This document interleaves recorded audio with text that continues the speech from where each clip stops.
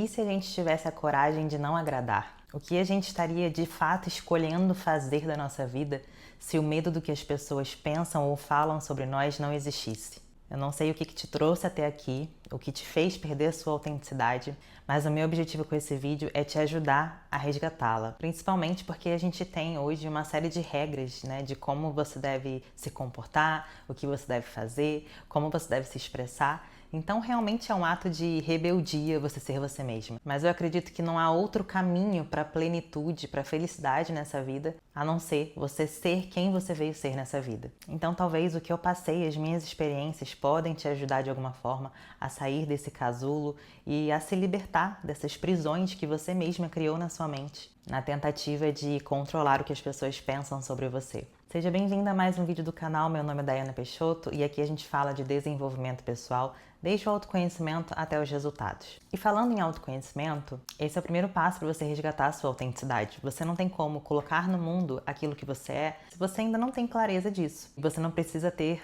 toda a clareza do mundo, né? Se conhecer 100%. Eu acho que a gente nunca chega nesse lugar, a gente está sempre aprendendo e melhorando e se conhecendo. Mas você precisa ter alguma base, você precisa olhar para a sua história, olhar para quem você é e começar a resgatar partes de você que não estão associadas aos condicionamentos sociais, mas sim à sua essência. E uma das formas mais simples de você se conectar com essa essência é você olhar para a sua infância, para quem você foi lá. Crianças são extremamente autênticas. Elas ainda não absorveram todo esse condicionamento social, as regras que a sociedade tenta impor de quem você deve ser, do que você deve fazer. Então, se você olhar para a sua infância, provavelmente você vai encontrar muitas respostas, coisas que você gostava de fazer lá. Você consegue se lembrar? O que você gostava de fazer quando você era criança? Eu, por exemplo, eu adorava fingir que eu estava atuando como se fosse uma atriz de TV ou apresentando programas de TV. Eu fazia até aqueles cartões onde eu colocava ali a programação, quem eu ia convidar, como é que eu ia começar o programa, como é que eu ia terminar, quais eram os quadros que iam ter. Então eu gostava muito dessa parte criativa e também da comunicação. Uma outra coisa que eu adorava fazer quando era criança é brincar de professora. Meu pai até fez um quadro para mim, comprou algumas cadeiras de escola e eu convidei algumas crianças da rua. Às vezes eu colocava até meus cachorros para serem meus alunos. Eu gostava muito também de animais.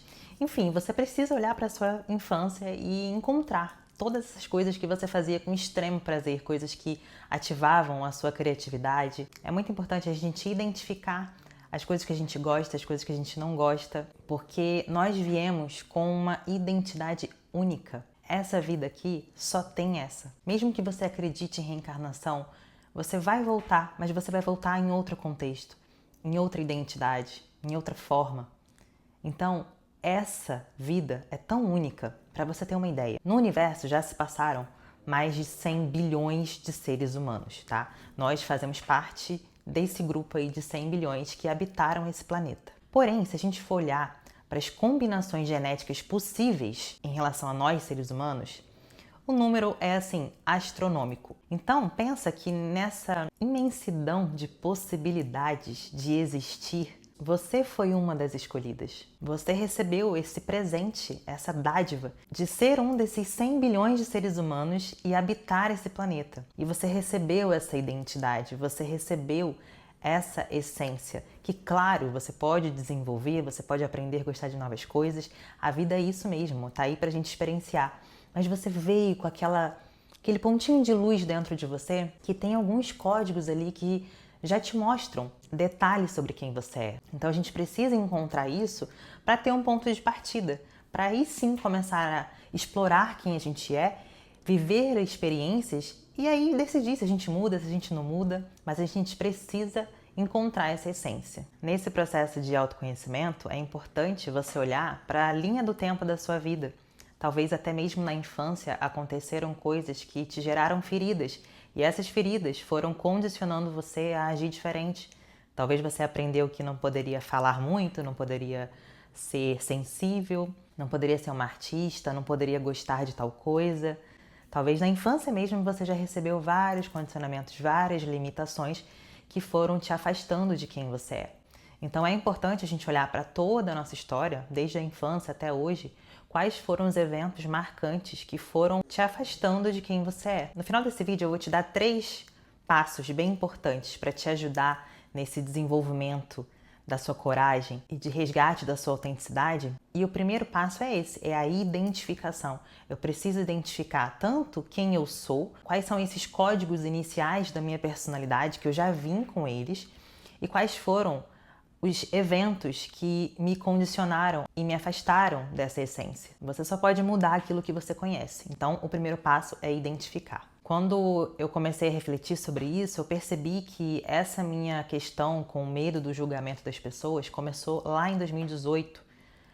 O evento assim mais marcante porque foi quando eu precisei fazer terapia para resolver isso. Talvez até tenha acontecido outros momentos antes, mas o que eu me lembro que foi muito marcante foi quando eu comecei a me preocupar tanto com o que os outros iam pensar, que eu comecei a até ver coisas. Eu vou resumir aqui rapidinho pra você. Eu sempre pratiquei musculação e nesse ano de 2018, eu me lembro que eu comecei a ir pra academia, coisa que eu fazia todos os dias desde os meus 16 anos, e quando eu ia no período de 5 da tarde, que a academia estava bem lotada, eu começava a achar que estava todo mundo olhando pra mim. E até aí tudo bem, talvez as pessoas realmente estavam olhando para o meu corpo, olhando para o jeito que eu me vestia, que eu sempre gostei de roupas diferentes, calças diferentes, tênis diferentes. Mas o meu medo de julgamento me levava a achar que essas pessoas estavam falando coisas negativas sobre mim, que elas estavam me olhando, não por uma perspectiva positiva talvez, mas eu já assumia que era por uma perspectiva negativa, que o que passava na cabeça daquelas pessoas era algo negativo. E isso começou a me bloquear, de modo que se eu não conseguisse treinar antes, quando a academia estava vazia, eu acabava não indo. Então começou a ficar disfuncional. Logo eu vou até abrir um parênteses aqui. Se você percebe que mesmo depois desse vídeo, mesmo depois de fazer, colocar em prática, você não está conseguindo e está se tornando disfuncional, eu recomendo que você faça terapia, porque só a visão de um profissional vai conseguir te ajudar nisso. Na época, eu fiz com uma profissional da TCC, que inclusive eu gosto muito dessa linha da psicologia, e ela me ajudou muito nesse processo de enfrentar isso e de trazer essa perspectiva mais positiva sobre o que as pessoas poderiam estar pensando no momento que estavam olhando para mim. E aí, depois da terapia, eu consegui me libertar disso, mas aí veio a pandemia, os filtros do Instagram que mudaram muito a nossa aparência, deixou todo mundo super perfeito nas redes sociais. E tudo isso eu acho que foi mexendo um pouco com a minha cabeça e foi criando uma necessidade de que eu deveria estar sempre perfeita. Então, se eu não estivesse perfeita, as pessoas poderiam comentar coisas negativas sobre mim. E posso te falar um segredo? Talvez elas comentem.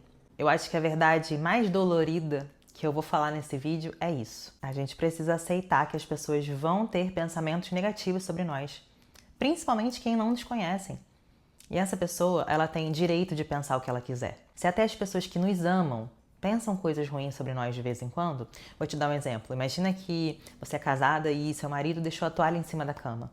Você o ama, mas naquele momento você vai pensar alguma coisa negativa sobre ele. Você parar para observar, isso acontece. Isso não significa que você não ama o seu marido. Então, apesar disso ser muito doloroso, porque se você tá nesse lugar de medo do julgamento, você gostaria que as pessoas não pensassem mal de você. Eu sei porque eu passei muito tempo desejando isso e querendo controlar isso. É como se uma pessoa pensar algo que eu não sou me fizesse sentir injustiçada. Então a gente chega no segundo passo, que é a aceitação.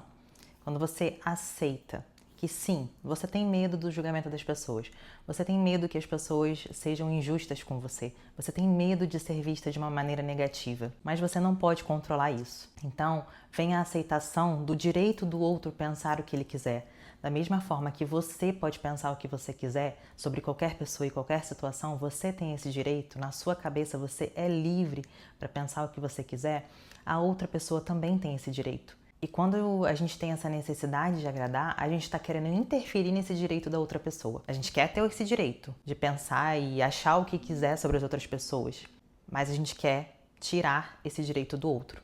Só que se você fez o passo 1 direitinho, que é identificar também quem você é em essência, e você ali percebeu que mesmo que você tenha suas sombras, mesmo que talvez você tenha algumas falhas, algumas coisas que te incomodam na sua personalidade que você gostaria de melhorar, você sabe que você não é uma pessoa ruim. Então, se você tem essa clareza, não importa o que a outra pessoa pense. Você sabe da sua verdade. O que ela pensa não vai influenciar em nada em quem você verdadeiramente é. Então a gente precisa aceitar ser vilã de vez em quando. Ser vilã na mente de outras pessoas. Porque dependendo da pessoa, não importa o que você fale, não importa o quanto você tente mostrar que você não é aquilo, a pessoa quer acreditar. Ela nem gosta de você. E aí, olha que louco, né? A gente fica deixando de ser quem é, deixando de viver o que a gente quer viver, por causa de pessoas que nem gostam da gente. Sendo que a gente precisa partir do princípio de que se elas não gostam de nós, a visão delas sempre vai ser negativa. Sempre. Então vale a pena você se limitar? Vale a pena você deixar de fazer alguma coisa por causa dessas pessoas que nem querem seu bem? Esse segundo passo da aceitação é justamente a gente mudar a nossa mentalidade. A gente parar de querer ser sempre perfeita e boazinha e maravilhosa na mente das outras pessoas. Não vai acontecer. Então a gente precisa virar essa chavinha, tirar da nossa mente essa preocupação. Porque é um desgaste muito grande você ficar o tempo todo pensando no que a pessoa vai pensar. E eu sei, porque eu vivi muito tempo travada, com medo de começar o YouTube, com medo de expor a minha espiritualidade, com medo de mostrar que eu não sou perfeita, que quando eu uso um filtro do Instagram, aquilo ali é uma versão muito melhorada e modificada de quem eu realmente sou. Eu não sou aquilo ali. Eu tenho acne, eu tenho poros. Talvez não apareça aqui pra você no vídeo porque eu tô com maquiagem, mas eu tenho. E daí? A gente é muito mais do que isso aqui, ó. Isso aqui, essa carcaça. É só um avatar para viver essa experiência. Então, mude a sua mentalidade trabalhando essa aceitação. É um exercício diário, tá? A vida vai te trazer situações para que você teste isso. E aí teve um livro que me ajudou muito também nesse processo de mudança de mentalidade, que é a Teoria Let Them, da Mel Robbins. O Let Them, na tradução para o português, fica tipo deixa pra lá. Então, ela dá vários exemplos nesse sentido. Ah, fulano vai pensar mal de mim. Deixa pra lá. Ah, fulano vai achar que você é uma má pessoa. Deixa pra lá. Fulano vai achar que você não se importa. Deixa pra lá. E aí ela fala, você tem uma única, selvagem e preciosa vida. Não deixe de aproveitar essa vida, esse presente, pela opinião das outras pessoas. E aí a gente chega no terceiro passo, que ele só acontece, né? Ele é uma consequência de você fazer o primeiro e o segundo passo. Conforme você vai exercitando isso, você chega no terceiro passo, que é modificar. Modificar essa sua postura, modificar as suas atitudes do dia a dia, se arriscar, agir mesmo com esse medo. Com a prática, essa voz do medo, ela vai diminuindo. Você vai ter que agir apesar dela. Você vai ter que agir com esse desconforto dessa vozinha te falando quem você pensa que você é para fazer tal coisa. Ou então as pessoas vão falar assim, nossa, quem ela pensa que é para fazer isso? É aí mesmo que você deve ir.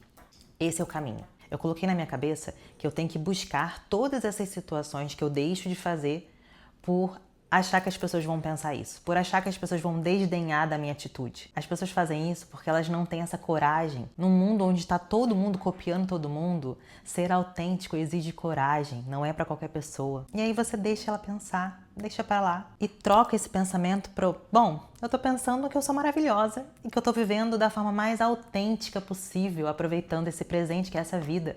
Eu vim com uma personalidade única. Eu não vou desperdiçar isso, só porque você acha que eu tô me achando. Que ache, deixa pra lá. Então, o passo 3 é o modifique, ou seja, é você se nutrir de quem você quer se tornar. É você visualizar todos os dias essa versão mais autêntica. É você visualizar você vivendo, fazendo as coisas que você gosta e que não tá fazendo por medo do julgamento. E não só visualizar, mas todos os dias você ter um pequeno ato de coragem. Porque cada pequeno ato de coragem que você tiver no seu dia, mesmo que seja gravar um vídeo, postar uma foto, esse passo vai fortalecendo a sua coragem e vai deixar a voz da coragem tão alta que a voz do medo vai ficar com vergonha, coitada. Ela vai aparecer, mas ela vai ficar até meio tímida, porque a coragem brilha, a coragem tem uma energia diferente. Pensa aí quando você vê uma pessoa com coragem, como que é diferente. E ao mesmo tempo você também consegue ver quando a pessoa está encolhida de si. Ela não quer ser vista. Essa é a voz do medo. É uma voz encolhida. A voz da coragem é expansiva, brilha, tem uma energia diferente. A coragem quer ser vista. Olha, tem valido tanto a pena essa minha jornada de me reconectar com a minha coragem, que eu me lembro da minha adolescente que tinha vários piercings, alargadores, tatuagem, eu tenho até hoje, né, cabelo colorido. Eu olho pra essa Dai e eu tenho uma sensação de estar honrando ela, sabe? Porque ela foi corajosa, ela foi autêntica. Então esse processo pra mim tá sendo de honrar as minhas versões anteriores, de deixá-las orgulhosas e de me sentir viva. Quando você é autêntica, você se sente viva. Cheguei até a arrepiar aqui, ó. Não sei nem se dá pra ver, mas eu tô toda arrepiada. Mas é isso. Eu espero de verdade que esse vídeo possa ter acendido alguma coisinha dentro de você. E se você precisar assistir todo dia, venha todo dia.